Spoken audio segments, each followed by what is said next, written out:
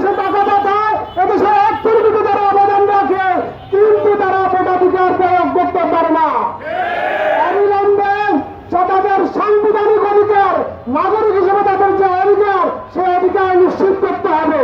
বাংলাদেশ জামাত ইসলামী কোন বৈষম্যকে স্থান দিবে না।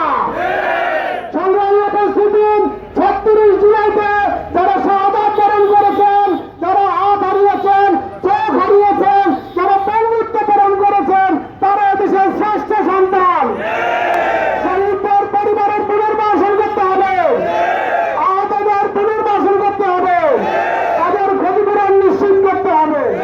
সংগ্রামী উপস্থিতি, আগামীকালের যে ঐতিহাসিক সমাবেশের ডাক দেওয়া হয়েছে, সেই ঐতিহাসিক সমাবেশে যে 7টি দফা, সেটা কি জামাতের দফা?